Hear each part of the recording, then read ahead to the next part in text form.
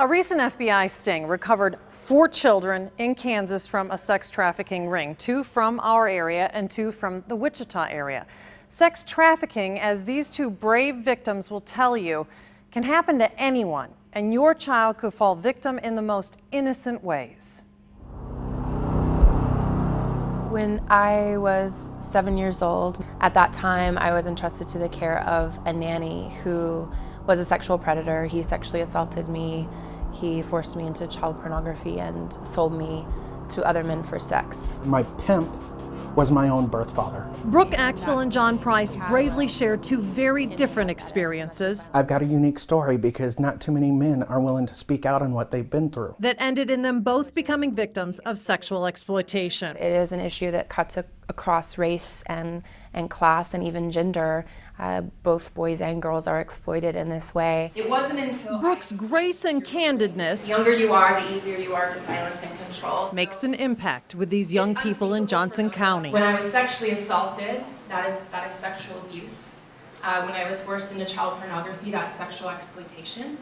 And when I was sold to other men for sex, that was human trafficking. There are points where I have breakdowns. John Price says he was sexually abused as a little boy. The earliest memories I have were at the age of 4. John says his abuse turned into sexual exploitation and trafficking before he turned 8 years old. Someone that I was pimped out to had me performing sex acts on another child, a female child,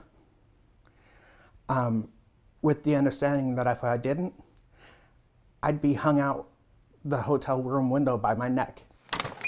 Once out of the home, John says it's taken years to deal with his abusive father. It wasn't until after I was taken away that I was able to start learning the tools that I needed to separate the man that he should have been from the man that he was. Find an adult. For Brooke, reaching out to young people helps her heal. And in a rare moment, a young girl seeks her out after this seminar. I had a young woman approach me who's only 11 years old and confided in me that she had experienced sexual exploitation and that she was ready to find help. John says part of his healing is forgiveness. I forgive him.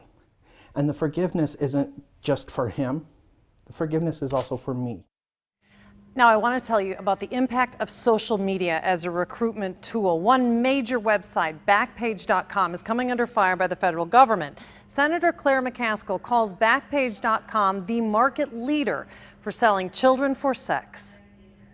A large percentage, in fact, the majority of children that they come in contact that had been trafficked for sex, it was done on Backpage.